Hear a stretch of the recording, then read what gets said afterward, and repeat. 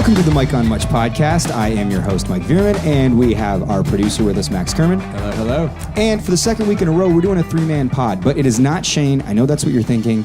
We have an all-new guest, someone that's never been on before, the creative director of Much Music, and my close personal friend, Randall Graham. Hello.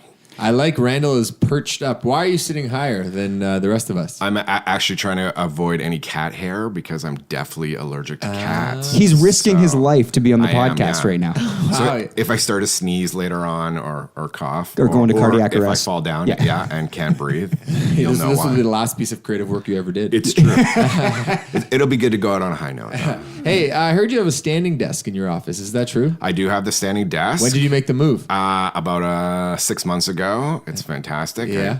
I shake my hips a lot. You know the White House is buying like standing desks for all the employees in the White House. Really? Do you think Barack has a standing desk? Well, he looks like he's so hot and in shape. That would be a very modern move for the Oval Office to have a standing desk. They couldn't. No, I think that's, well, maybe not the Oval Office. Right. But everybody else who works there. I'm like weirdly, this is not weird. I am very attracted to Barack Obama.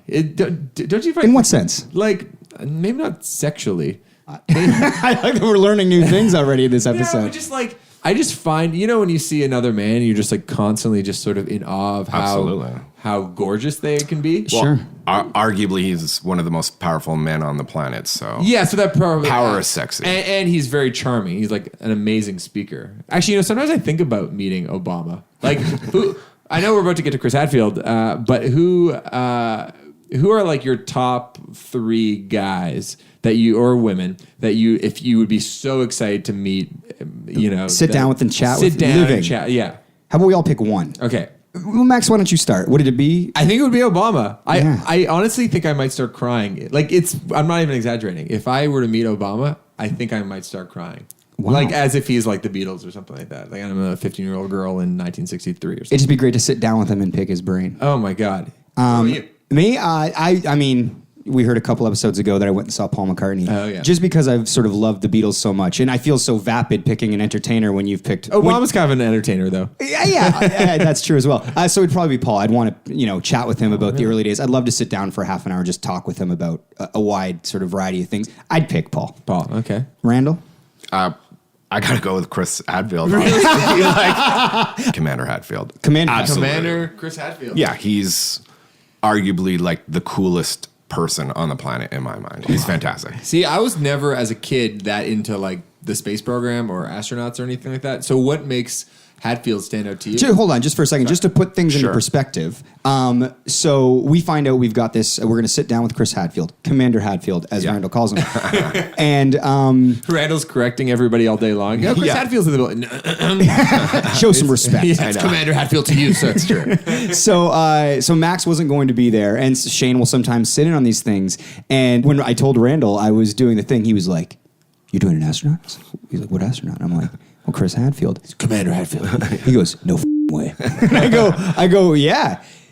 He's like, "Do you mind if I sit in?" And I was like, "Yeah, for sure. I didn't know that." Like, blah blah. So anyway, with that in mind, you find out we're going to be talking to Chris Hadfield. Max isn't going to be there, so you have an opportunity to be faux Max. Yeah, I'm out of my mind excited. I think it goes to a little bit of what you were saying earlier about like never growing up wanting to be an astronaut, but I think like what this guy has accomplished is like absolutely mind-boggling. Like when I was a kid, I remember one time I wanted to be like a garbage man because I was like, you know what? Like, oh, you work for like 2 hours in the morning and you might find some really cool stuff on the sidewalk, right? I had no idea that you work all day and it's a lot of work, obviously.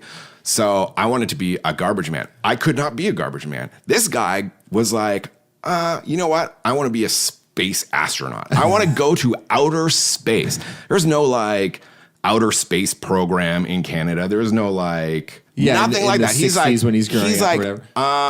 I think I'm going to go to space. He actually did it. I was like, a garbage man? No. A firefighter? No.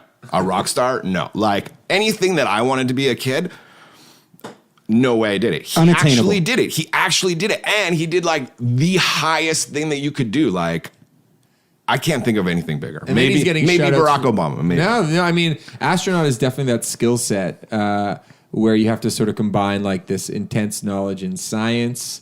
You also have to be like really like sort of physically fit. He's mentally sort of disciplined and prepared. And we talk about all of that in the interview, actually. Yeah, he is so fit. It was like, when I shook his hand, I was like, man, it felt like concrete. Like he is like the ultimate physical specimen, just like muscle and sinew and bone. Like you just know fierce. He's so much more mentally strong than any of us too. Oh, absolutely. And so well spoken.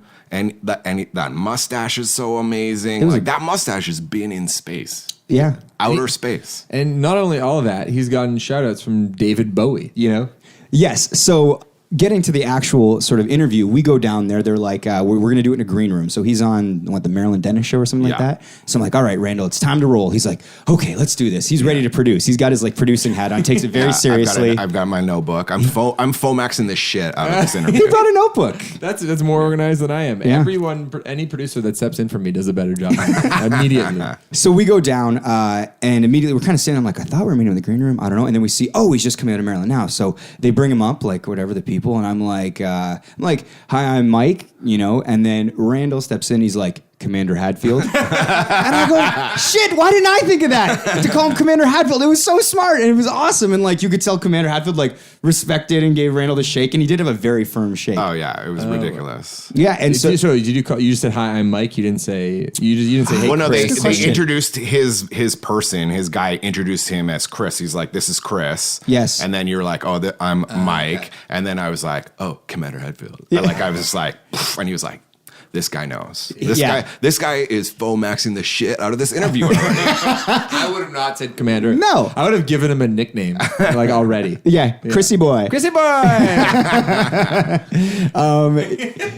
That's what I would have said. So we get into the green room and we jump into it, and he was a fascinating guy and he was super articulate. And I was wondering if you were going to jump in, because I said to Randall before, I'm like, hey, if there's anything you want to jump in on, like feel free. Max certainly doesn't hold back. No, actually, you didn't say that. Oh, so didn't I? No, you didn't. You didn't, but I'd heard you have done it in the past, and I was like, I don't know what kind of pacing you have with your questions, or if like, what if I like jump in with a question that you have planned a little bit later and I mess it up or I don't deliver it as good. So I was desperately trying to like just keep my lips tight. I was just there to like kind of bask in the glory of me. I get it. And Chris as well. But it was great. And then you did end up jumping in when we were talking about life on other planets, just to tease the interview a little bit. And absolutely. I believe you asked, it was about... it was about water on Mars. Yes. And what the implications of touching that water would be by humans. Yes. And then he got in a whole thing about how a big fear for NASA is contaminating the water you find. So you go, we found life, there's bacteria. But then you realize we brought the bacteria there. So it's actually just life on Earth. Oh, I see. Yeah, it's very trippy. Like, you got to think through that so far in advance, because like there's no protocols for this. Those are things I would not think of if I were out there. Absolutely. I'd be sweet water and I'll go for a bath. I'm going to take a piss over here. You guys cool? Fortunately, NASA has like probably a bajillion people trying to figure that out. Yes. Damn. I love space. So one of the things in preparing for this interview is I happen to be friends with a local music producer named Robbie Lakritz, who worked on the Chris Hadfield record. And I saw Robbie maybe 6 months ago, and he said, I'm in the middle of this Astronaut record. He was telling me how it was made. So I called him for a little bit of background research in preparing these questions. And one of the questions I had, I was like, why does he do any of this stuff? It's like he's had this storied career. Like, what compels him to go out and like put out a record and come to 299 Queen Street West and meet people? Be a pop culture figure. Yeah, right. Be a pop culture figure. Like do all, because a lot of astronauts do not do what he's doing. And he said, I'm just sort of projecting here, but Robbie's like, he just wants to bring positivity to the world. I was like, positivity like about the space program? Like what? He's like, no. He just wants to be a positive role model for people. It's true. And I guess my question for you guys, did you get that vibe? Oh, absolutely. Like, I was just going to jump in and say it almost emanated from him. Like, it was like you were kind of just mystified. I was amazed at how well you were able to like stay on topic and like ask questions, because I was just like kind of mouth agape, just like in Wonderland listening to him. Like he's the most fascinating person. Like, he's unbelievably cool. He does all those things. Like, Yeah. it's unbelievable. He's a very rare skill set. Yeah. I mean, as far as an interview, he was no Scott Weiland, but he was. He held his own. Well, actually, I'm going to tell a personal anecdote, and maybe Randall, you can jump in on this. So after the interview, I couldn't be there. We were recording.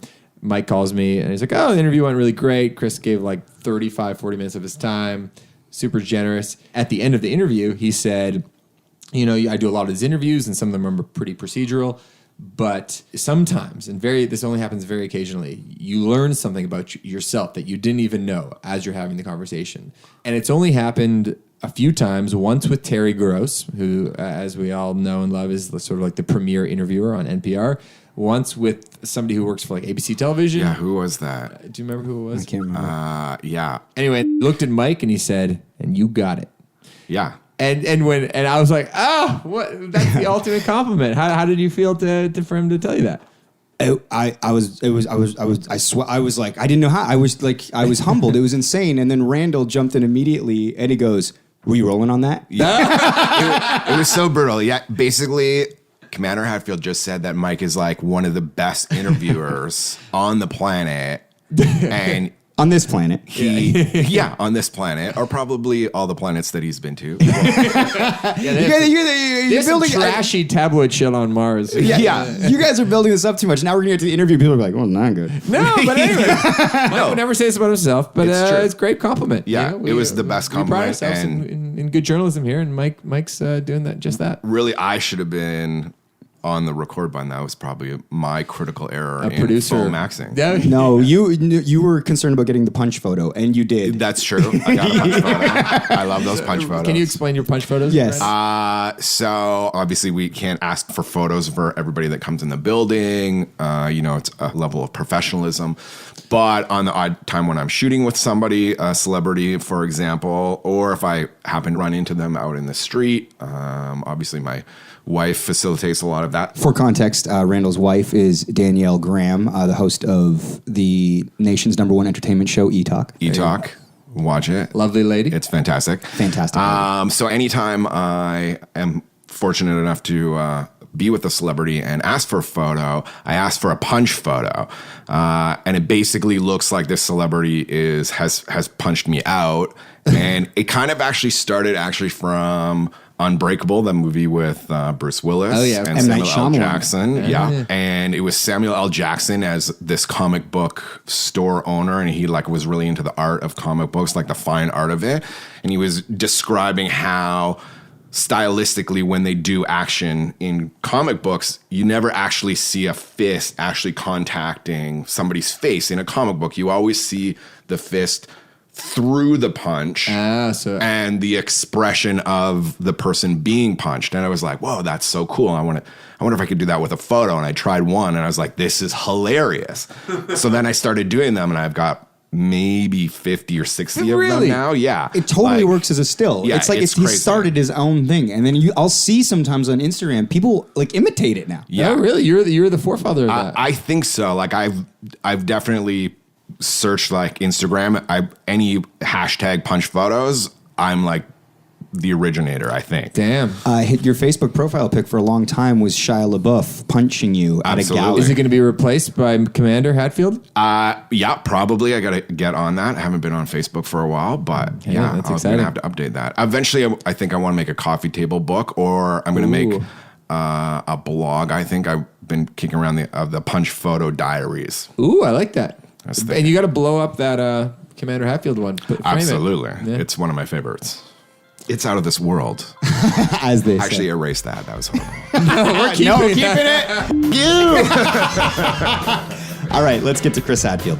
Commander Chris Hadfield. Just going to throw this here. Great. That's a fancy one.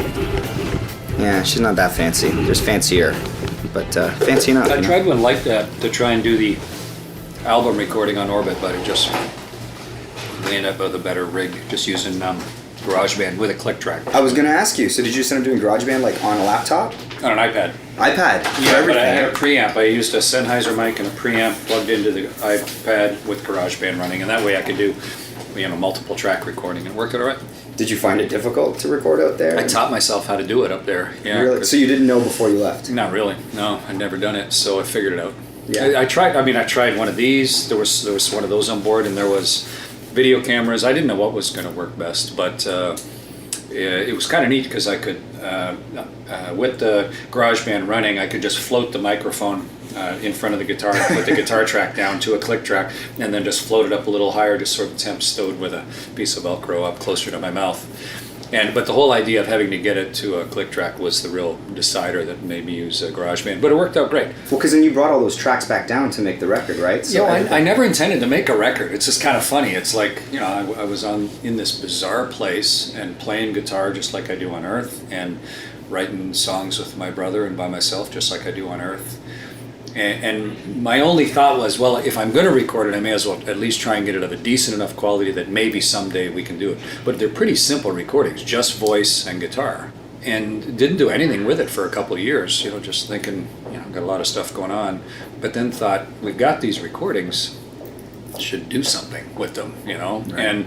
And so went into studio with Robbie Lakritz, who's just terrific. He does Feist and a bunch of other bands, and he had brought in some great studio musicians. I saw you had like this sort of tasty group of Toronto musicians. Really all coming in did. and So playing the record. we didn't touch my voice or my guitar. Those just that's the whole idea. This is what I recorded on Orbit, but then we just added the instrumentals in to fill the music, like we did with Oddity. Same thing. Yeah. And it's the music that I always hear when I'm playing music, but it just hasn't got there yet. And he really did a beautiful job. Really, really delighted to listen to it now. It takes me right back to where I was recording and what I was thinking about. Going back a bit, you grew up in Southern Ontario. Yeah. What's your childhood look like?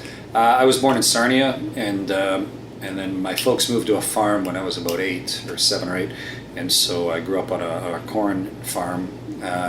My mom's a piano player and a musician. My dad's a farmer and a pilot. Oh, wow. Yeah, he's an Air Canada So pilot. almost a perfect blend of blend of all that stuff: machinery and aviation and music. And 2 brothers, 2 sisters, so 5 of us. I'm second of 5. And my parents, strict set of values, but a real expectation that you will find out the answer to things. If you're curious about something, you won't just wander around not knowing. If you're curious, figure it out, learn that thing, and then move on to the next thing. solve the problem. And solve the problem. And my dad also instituted a policy where he said, if you ever win a scholarship to anything, I will give you that same amount. So it'll pretty good incentive. double the value of any scholarship you ever got, which I thought was that's a nice incentive as well. And when I decided to be an astronaut, I couldn't even tell anybody because it's like at the time we didn't have an astronaut program. Yeah, it seems like we didn't such even have a space agency back then. But they just saw it as probably a good long-term draw to help me make decisions in life. And they never really thought it was going to happen. Really, neither did I. But I kept pursuing it, and amazingly enough, the dominoes all fell in the right spot, and the timing worked out so that in 1992, when Canada did have an astronaut recruitment, I had the qualifications to get hired. So even though you couldn't sort of see the steps to becoming like the end goal of an astronaut, you just sort of, you plowed forward. There was no path, it seems like, that you could follow that had been There was no pre-established. Canadian role model. When I was a teenager or going through university, it was like, how do you become a Canadian astronaut? So I just thought, well, you fly in space. Okay, that's a verb. I'll learn to fly. And so I joined Air Cadets, learned to fly gliders even before I had my driver's license, and then powered airplanes, and then keep my body in shape because astronauts are in shape, and then go to university. And since I thought I'm never going to be an astronaut. So, but let's do stuff that kind of shepherds my life along in that direction and see what happens. And so I went to university and studied engineering. I joined the Air Force, became a pilot, and then I became a fighter pilot. And I flew CF-18s, intercepting Soviet bombers off the coast of Canada during the Cold War. Did that 8 different times. And then, but I really wanted to combine the 2 of those. I wanted to go to test pilot school. As a kid growing up on a farm, machinery and airplanes, to me, how they work and why and how to make them work better was as interesting as anything. And so I got selected to go to test pilot school, and Canada only sends 1 or 2 people a year for the whole country to test pilot school. And that was a hard, fascinating year. but now I've flown nearly 100 different types of airplanes, and all of that, when Canada in 1992 said, wanted astronauts in want ads, I could stick my hand up pretty high, and was luckily those qualifications ended up being something that got me to the front of the pack enough to get selected and trusted to fly in space. Before you got on that path, when did music sort of enter your life? Started learning guitar? Yeah, so my brother Dave and I were standing at an auction sale, because on a farm you go to auction sales to get used equipment, and we're standing there at an auction sale, and there's normally all of the implements, but then there's some of the household goods. And my brother Dave and I was like 9 or 10, so he's a couple years older than my older brother, and the auctioneer held up a guitar and said, "Who would like to bid on this guitar?" And it was like, we'd like to bid on that guitar, and it was a terrible guitar. It cost us $5, and it was And worth one about for the two of you. Yeah, one guitar for the two. We were just living on allowance at the time, and so we bought that guitar, and it's very tough action, hard to push the fingers down. But we taught ourselves to play guitar using the Mel Bay method and listening to John Denver and simple stuff at first. But we taught ourselves to play on that guitar. Before you went into the aviation route, was there a moment where you were like, I kind of want to start a band and give this a go? No, not at all. Music to me is a wonderful way to explain life to yourself. Like if you're trying to figure out I had a really complicated day, so I sit down and play guitar for 20 minutes before I go to bed. It helps me sort of start to catalog and sort out what today meant to me. And it was never my intent to be a professional musician, but I've fronted bands for the last 25 years, a bunch of different bands, and I've played in bars and clubs and played on Good Morning America and played, a Festival Interceltique in Lorient, France, and all over the place. But always just as a delightful part of life. And so I've been extremely lucky to play that amount of music in addition to the other things I was doing. Well, I mean, being an astronaut, it seems you can spend a lot of time in isolation. You know what I mean? Obviously, and away from home too. Most people with your background aren't doing the rounds, talking at 299 Queen Street West, sort of from your TED Talks to releasing an album. I mean, where do you think your desire to be a public person comes from in relation to sort of your career? Well, I see the role of an astronaut as coming with an enormous public trust, public expectation. I was literally there on behalf of millions of people. And I think if you don't see it that way, then you haven't fully embraced what your responsibilities are. To me, that's really important. I was allowed to go do something that cost Canada a bunch of money, that can have a significant influence, not just financial and not just scientific and exploration, but also aspirational, inspirational. It has a big influence, and it doesn't suddenly stop when the wheels stop on the space shuttle or when you retire. To me, I think it's important, and so I teach at university, I teach at Waterloo, but I do a thing called On the Lunch Pad, just using Skype, where I tie in and do Q&A with elementary schools across the country. I do that through, I think I'm booked for the next 2 school years, because there's just one of me, but the demand is huge. But I would have loved, when I was 9 years old, to have talked to an astronaut by Skype from my classroom. I mean, to try and actually find out what it's really like. And I remember writing letters as a teenager to test pilots and to astronauts, going, basically, what's it really like? What am I doing the right thing? What should I be doing next? There was no go-to way to find out, and so I see my role very much as the other side of that coin right now. And I mean, I'm on the Space Advisory Board for the country too. I'm trying to help shape space policy from a governmental level, but I think the sharing of the whole wonder of it and the opportunity of it and where we're going and exploring the universe and what that means at an individual level, especially for a young Canadian, I think it's really important. Do you remember the first time you heard you were going into outer space? Becoming an astronaut is an agonizing process, because it's probably never going to happen, and yet it still takes all of your energy.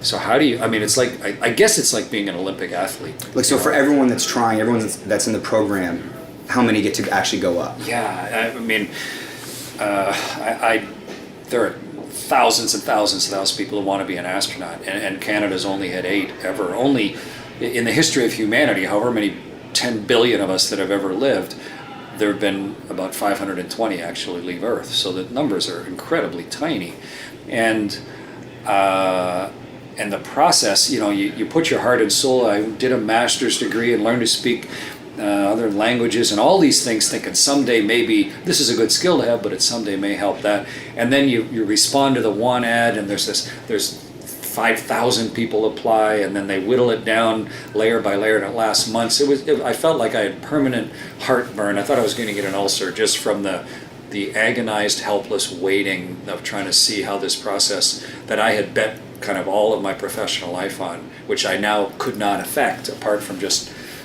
waiting, of course, was going to turn out. And so when the finally came down to that Saturday where the space agency was going to phone us, the final 20 out of the 5,300, they were going to phone us and tell us yes or no. And they were going to start calling at 1 o'clock. So pretty big day in my life. Did you sleep the night before? Yeah, well, I was thinking, what do I do before 1 o'clock? So I went water skiing with some friends. I thought I may as well get some physical exercise in and relax. So went out that morning thinking, well, today's a big day of my life. Sitting in the kitchen. What was really interesting was my neighbor came over just to be there as part of the experience. He'd always wanted to be an astronaut. He worked for Greenpeace. He always wanted to be an astronaut. And he just wanted to be in the kitchen at that moment. And my wife, the kids were still little. And the phone rang just a few minutes after 1 o'clock. So I thought, that's probably a good sign, because they'll probably phone the people they want first. Sure. And it was, the Canadian Space Agency saying, do you want to be an astronaut? And there's still no guarantee you're going to fly in space, but that is the big watershed moment. That's like climbing across the prairies and up the Rockies, and suddenly, it's a reality. You can see the Pacific. This is real. Even with all the training and simulations, when you're sort of in the ship and you're going into space, are there real moments of fear? Even after everything you've done? Nobody wants a fearful astronaut. Sure. We try and not be a scared astronaut. And you don't want one, because if you're afraid, basically that means you weren't ready, is what afraid is. Afraid is things are happening that you don't know what you're supposed to do. That's why you have fear, is because you're now just relying on instinct to react to something. And there's nothing in our instinct that teaches us how to fly spaceships. Your instincts don't do the right thing. So what you do as an astronaut is you spend decades of your life changing what your instincts are. The mental training. Well, and the technical training, both. The space shuttle is the most complicated flying machine ever built, and and it's not completely understood. We only flew it 135 times total. Yeah, that's terrifying. If you get into a 777, it's flown thousands of times before it ever gets a passenger on board, and yet every single flight of the shuttle, we had to try and do everything perfectly, and the vehicle had to behave itself. So you would not believe the amount of preparation we do for a flight. Everything pales. I was a fighter pilot, test pilot, engineer. I used to be a downhill ski racer. I understand preparation, but everything is just dwarfed by the amount that NASA, the other space agencies, and astronauts prepare for spaceflight so that they're not afraid. And it's not that they're brave or deluding themselves. It's just that preparation. They know what to expect, and that takes away the fear. You're prepared, and without it, we couldn't do what we do. And you just have to sort of have a faith in the machinery. You have to, no, you have to accept the risk way early, that this is a dangerous thing to do. You can't just sort of cross your fingers and hope things are going to go okay. It's pointless, because that'll just make you all nervous and tensed up, and you won't do a good job. You have to have said years prior, I am going to bet my life on this thing. I'm going to do a risky thing. I think it's worth it. I think exploring the rest of the universe in person is worth taking a risk.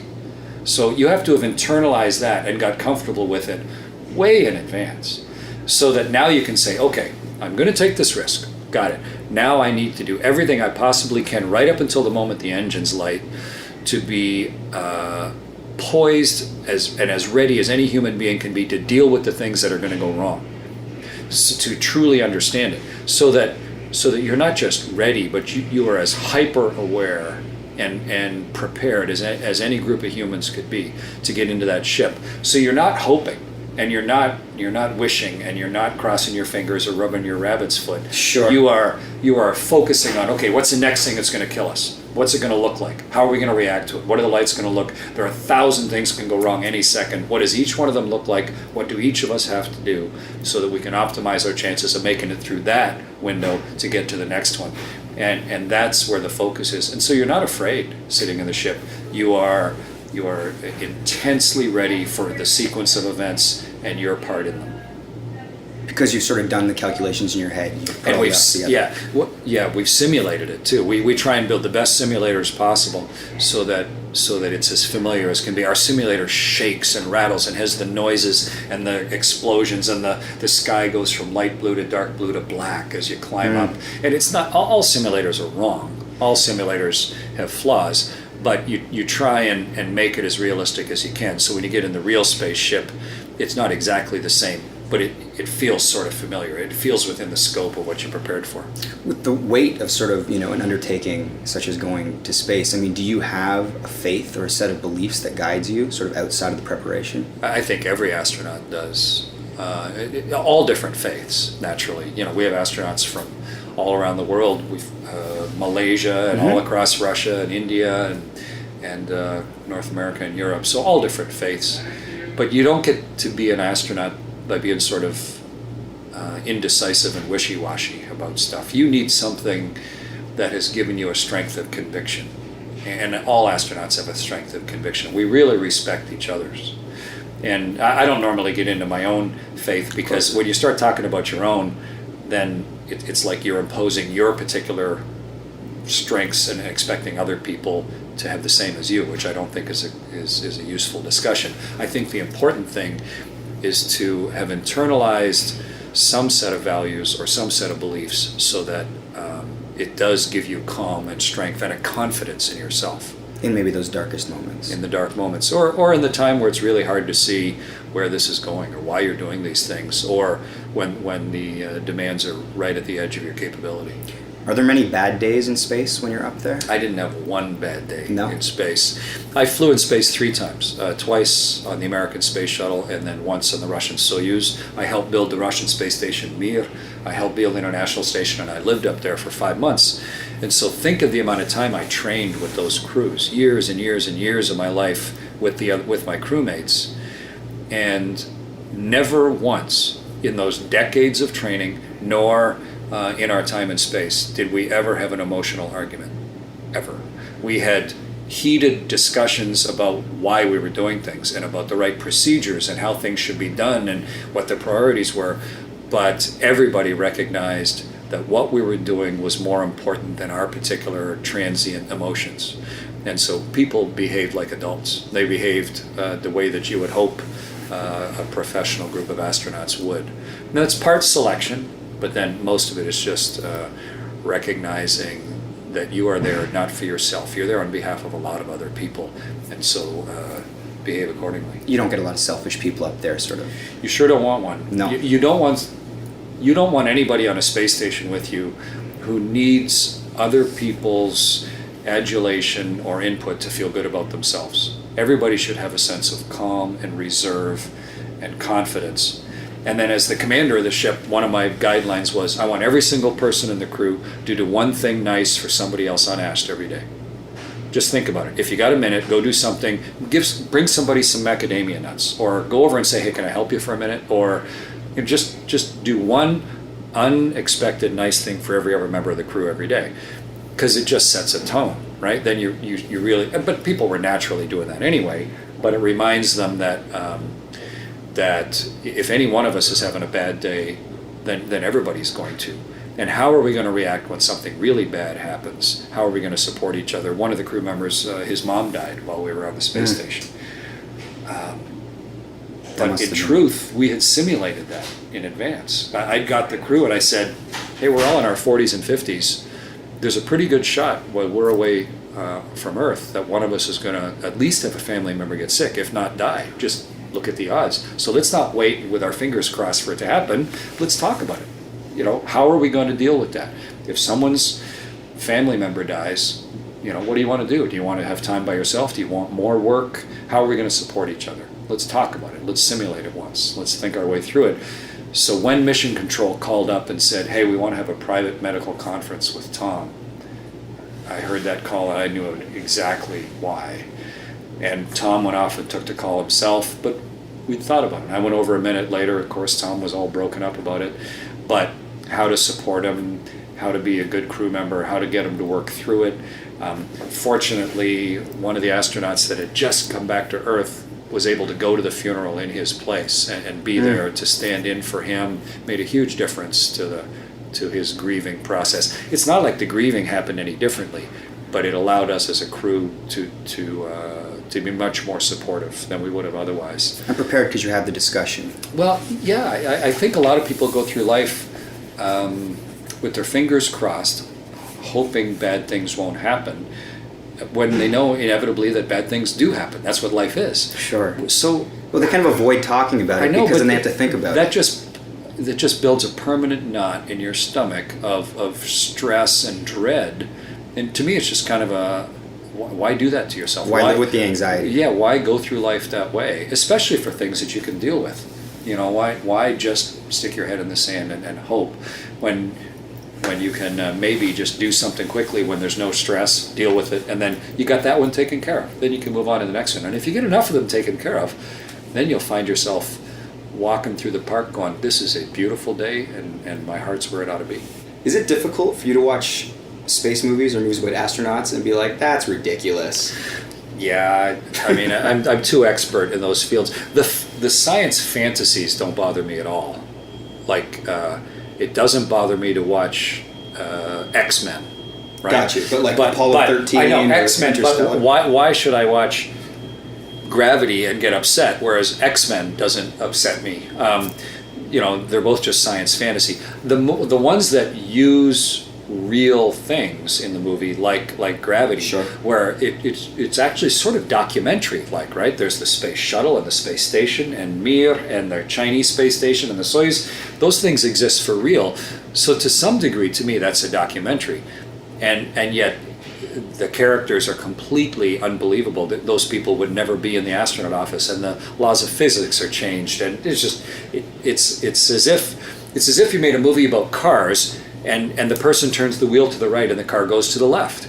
Everybody would go, wait, that's wrong. That makes no sense. Why did they do that? Because we all have that knowledge. Yeah, because you have that knowledge. Right. I know everything on a spaceship for how you turn the wheel. And so when they don't make what is a common experience right, then to me, I just can't pay attention to the story. But something like Interstellar, which is not real at all, it's like 2001: A Space Odyssey. That's enough fantasy that I'm happy to just go with the whole idea.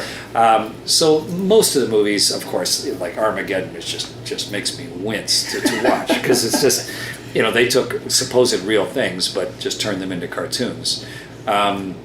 So then I like Galaxy Quest, because to me it does a wonderful way of setting up, it has the reality of it, but it also makes complete fun of itself, and then it plays off Star Trek and the whole Comic-Con kind of thing. It to me, I just love that movie at all different levels. Did you enjoy science fiction, Graham? I'm a big Star Trek Next Generation fan. I started with reading science fiction, and I read Edgar Rice Burroughs and Jules Verne, and then Arthur C. Clarke and Heinlein and Bradbury, and that's fascinating to me. And then when those started becoming movies or television shows, Star Trek on TV or 2001, those movies were really impactful for me, but they really led me into the reality of spaceflight. They sort of set me up. Like, these are some of the magical, barely possible things that you can just imagine, but actually we're leaving Earth for the first time.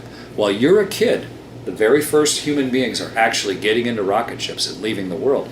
That underpinning of reality was intoxicating for me as a kid. It was like, this is real? Imagine if you're watching X-Men and then someone with those powers goes by you on the street and you realize this isn't just fantasy, this is a form of reality. It's tangible.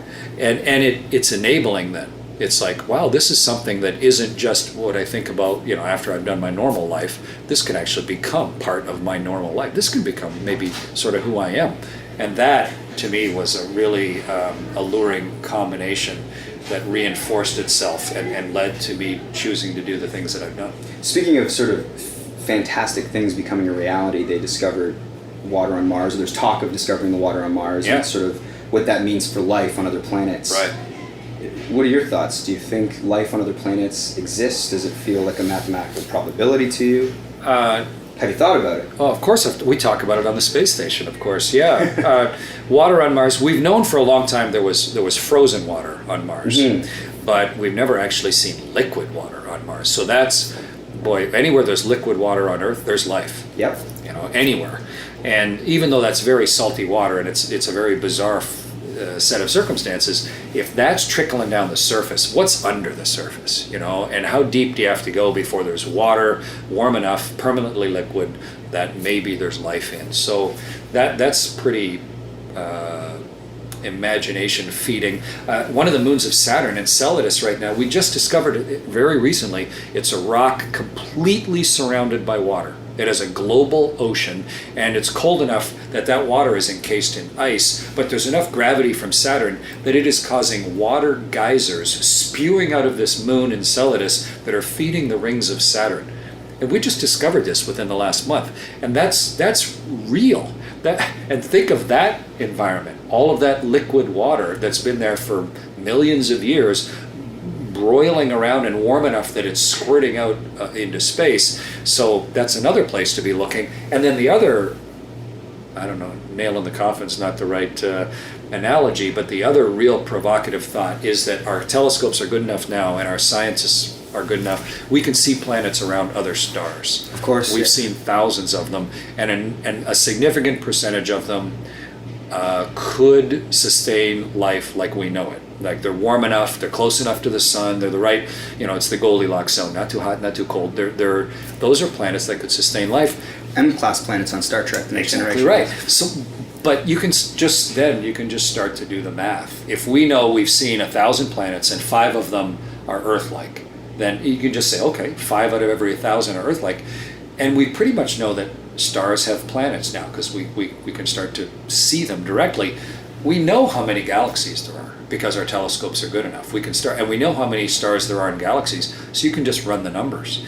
And it seems the number that our best guess right now is 7 septillion planets, which is an unimaginably huge number. Billion, trillion, quadrillion, septillion. But if you think about it, the odds are 7 septillion to 1 that there's life somewhere besides here. To think we're the only life is just sort of a myopic arrogance. The other thing we don't acknowledge is the enormity of time. The universe has been here 14.5 billion years. Earth has only been here 4.5. You know, so there was 9 billion years before our Earth even showed up. So I think if you have any sort of logic at all, there must have been countless flows of life that has come and gone across the universe over the last 14.5 billion years. To think that it's whizzing around in little saucer-shaped ships and you know revealing itself to periodically, to conspiracy theorists is, to me, is, you know, that's another form of myopic arrogance, of self-importance. And people say, do you believe in aliens? It's not a belief system. It's either a fact or it isn't. And to me, the odds are overwhelming. And that's why we're exploring. That's why we're building spaceships. And that's why we're driving around on Mars. We're trying to answer that exact question. That's the and juicy maybe stuff. We're going to be able to answer that question on Mars, or maybe we'll be able to answer it on Enceladus or somewhere not too far from home. Is it true that we can't approach the water on Mars for risk of contaminating it from Earth? Actually, I think really far-thinking people back in the 60s and 70s made up some rules that said we should not contaminate other planets. And if it's a dead, dry planet where there's no air and no water, like the moon, then we're not as worried about it. But if we're seeing liquid water on Mars, then we don't want to discover life that we brought. And so we have rules. And the spaceships we've sent there so far are not perfectly sterilized enough that we could guarantee that maybe there's not some incredibly tough little microbe that has survived the interplanetary voyage. So before it's sort of like that huge sea that's under the Antarctic, Lake Vostok. We didn't want to just drill right down into it to look for ancient life forms with a contaminated drill, right? It would have been self-defeating. And it's that same control the rules we put up for ourselves in exploring other planets. And we need to really work our way carefully. There's no big rush, and we don't want to get it wrong. So I think one discovery will leapfrog how we're going to interpret it. The next ship we're going to do, how we're going to do that, so that we can actually make honest discoveries about life in the universe. One last question here. I mean, you're an astronaut. You're a hero to a lot of people. Who's your hero or heroes? When I was a kid, my heroes were imaginary. They were like Tarzan. You know, I read Edgar Rice Burroughs' Tarzan. I thought Tarzan was really cool. Or Captain Nemo, or James T. Kirk. You know, those fictional characters. Fictional characters, imaginary characters. They were my heroes. And then as I got a little older, I realized that people were actually doing some of those things. And so John Glenn and Yuri Gagarin and Alexei Leonov, the first spacewalker, and then of course Neil Armstrong and Buzz Aldrin, they were my heroes. And to some degree they still are. I have great respect for those people. But as I get a little older, I discovered that every single person you ever meet has done something heroic. Everybody. They've done something brave. They've done something that required a huge self-sacrifice. They've done something altruistic for somebody else. And to me, the real interesting thing is to talk to somebody long enough to find out the heroic things that they've done. And to me, it's a constant source of inspiration, is to sit down next to somebody and find out, you know, everybody just looks like another person until you find out some of the amazing individual stories of what people have done. And so I don't know if that's raised my bar of heroism or lowered it, but I think it's made it more real. And I think it becomes much more motivational to me to see the heroism that's around me all the time. Thank you very much, sir. Appreciate your time. Thanks. Nice to talk with you. All right, this is the part of the episode that we call the dessert. And now I just got to say a little something. What we said last week is we told you guys we were going to talk about It Follows. So Shane, Max, and myself, Shane's here, by the way. Shane, you can say hi. Hello. We all talked about the film It Follows. After that was recorded, disaster struck. We had some technical glitches, and we lost all of the audio data from Shane and Max's mics. I didn't realize this until after Max had left for Europe. Shane had gone back to his apartment. It's true. Yeah, that one, it particularly really sucks because, like, I usually don't message you after we do one. Yeah. But I was feeling really good. I thought it was one of the best ones. So I was like, oh, Mikey, this is going to be a good one. And then the next day you sent, what was the subject heading of the email? Nightmare? Yeah. My heart starts racing like crazy. I'm like, oh no, what's gone wrong? I had a feeling it was pod related though, luckily. So I was crushed because it was a good one. Anyway, here's the deal, guys. We're going to do It Follows when Max is back from Europe. This week, though, we're going to talk about the movie The Thing. John Carpenter's The Thing, because Halloween just passed and we thought we'd do a horror movie to stick with the theme. But before that, Shane, how have you been? Well, you probably noticed that I kind of look a little shittier today. Like face fat. I don't know. I feel ugly right now because... I've noticed that you shaved your mustache and a bit of your 5 o'clock shadow, but I don't think you look bad. Oh, thank you. You're the only person who's said that, actually, because even Alex was like, whoa. She's like, if you look like that our first date, I wouldn't go out with you. She told me that. Is that serious? Yeah, Alex, my girlfriend. So, and then Populus walked in, the guy I went to see Magic Mike with all those many podcast episodes ago. He was like, whoa. It's like, you look different.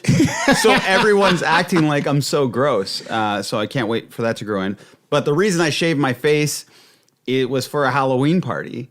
Oh, yes. Okay, so for context, everybody, Halloween just happened. We're recording this on a Monday. Halloween was this past weekend, so everybody went to Halloween parties. I did not, but Shane, I saw your photos on Instagram. You did. Yeah, like every year on Halloween, I have a little tradition because I'm very lazy and I hate costumes. I hate dressing up. But I typically cut out a piece of paper. I write, my name is Bill Gates, and I wear glasses. And I go around as Bill Gates, obviously. But this year, I'm in a new relationship, and I'm trying to be festive and join in on the party. And to be honest, I was kind of excited about my costume. So I spent $75 to get my face painted like Owen Wilson in the movie Royal Tenenbaums. Now, a lot of people are probably like, Owen Wilson wasn't wearing face paint in the Royal Tenenbaums, but he was at the end. Just very few people remember when he's all drugged out, he's on mescaline, he drives a car. He's flying down the road in the his car. His face is covered in kind of like a Native American style face paint. Right. So they pay $75. Take a bit of a bath. It seems a little overpriced for what I got. Whatever. I'm happy it looks You went to a professional to do this paint. Went to a professional to do the paint. So I'm feeling pretty good for about 5 minutes until someone walks by me, like a group of girls are like, oh, trying to be Johnny Depp. And I was like, what the Oh, shit. I'm like, because people usually say that because I have like a shitty mustache like Johnny Depp has. So that when I'm not wearing face paint. So I'm like, oh, I just shaved my mustache. It's weird. You'd think I look nothing like Johnny Depp. But you know what? I realized it the minute you said Yeah. it. Tonto Yeah. from The Lone Ranger. So I'm like, fuck. I'm pissed and I'm embarrassed because I hate the Johnny Depp stuff. So then I get on the train, a couple more people. So I'm like, I got to get my cowboy hat on and my jacket and really look like it. And what's her name? Alex, she dressed like Margot.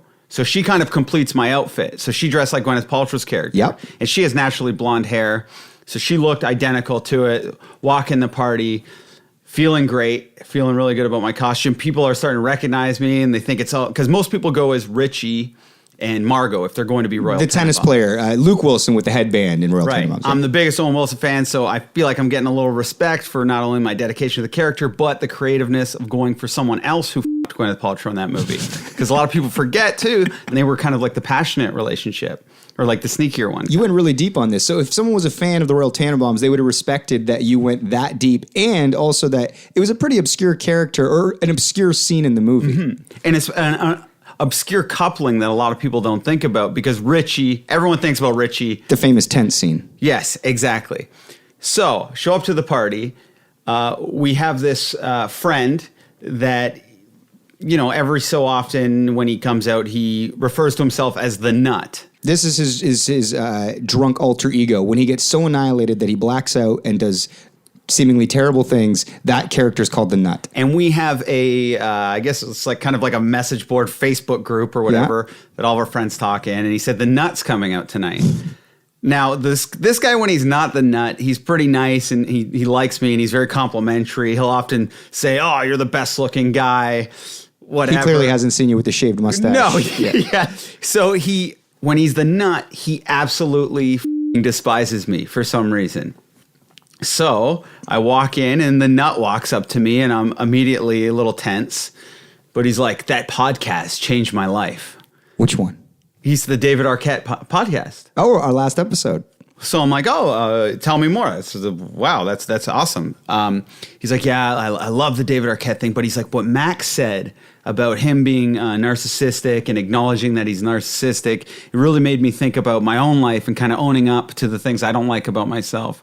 The Nut is pretty introspective. Yeah, he wasn't in full nut mode, but he said, I'm actually retiring the Nut. I'm not going to be the Nut anymore. I hate that guy, and I hate what it makes me, and why be that guy? So I'm like, okay. I'm like, good, like, because the Nut usually harasses me all night. So I'm like, okay, I can loosen up a little bit, have a couple of drinks, and then the guy formerly known as the Nut comes up, and he's like, hey, let's have a rap battle.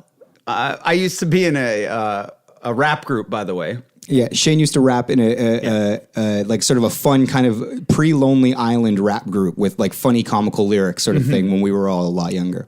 Yeah, so and he wants a rap battle, and I'm like, I won't do that with you because you're going to get very upset. You're going to go crazy. You're going to be the Nut. Anyways, he starts in on Alex saying how he's going to her and he whacks off to her like in a rap. It was a rap. So in a rap battle, like Eminem in 8 Mile, he starts saying what he's going to do to your girlfriend. Yeah, he's like, the girl on the couch, Shane won't rap it. When I get home with her, I'm gonna whack it. Something like that. It was better than that. So he's like a lyrical genius. Yeah, with a small penis, and he does have a small one. So that worked perfectly. Thank you, Mike. But. So I'm like, that's my woman you're insulting. So I'm like, start the beat. And then and then I decimate him, and like I'm pretty proud. And Alex is like, "Whoa, I'm impressed." But then I see like his eyes like dimming, and him turning. He's about to turn into the nut. So he fills a Tupperware container filled with gin and water and just drinks it all. Oh no! And he keeps doing that. So I'm like, what's gonna happen here?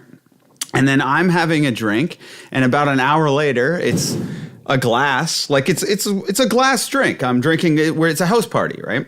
So he grabs my glass drink out of my hand and throws it as hard as he can against the wall, thus shattering my drink into pieces. And by the way, this is Max's home that we're having this party at. Max is away. You guys are throwing a massive Halloween party at his house. Producer Max Kerman, lead singer of the Arkells' house. Your brother, who also lives there, is not there. No, he was in Ireland. So basically, we're having a house party when like 90% of the people who occupy the house aren't there, and we're destroying it.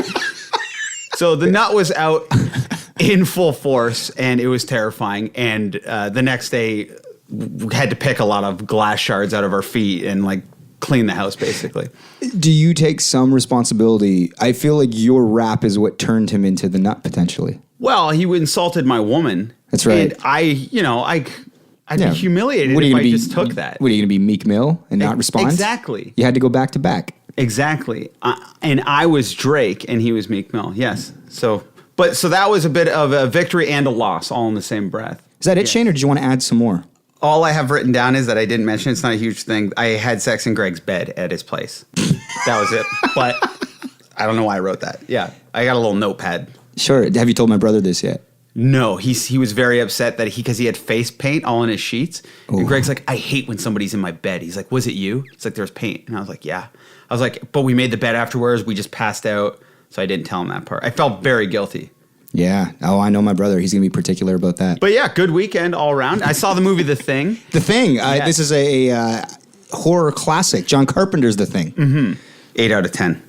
For The Thing. No, the sex. The Thing's a perfect 10, baby. That's it, and that's all. That is our episode. Thank you for listening. Please subscribe to the podcast on iTunes if you haven't already. All the artwork for the Mike and Much podcast is done by Jenna Gregory from jennasdoodles.com. You can follow us at Mike on Much on Twitter and Instagram. The Mike and Much podcast is produced by Max Kerman, and I am your host, Mike Veerman. I'm still here with Shane Cunningham. Yeah. See you next week. If we don't die on the weekend. Weekend. Nailed it. Perfect.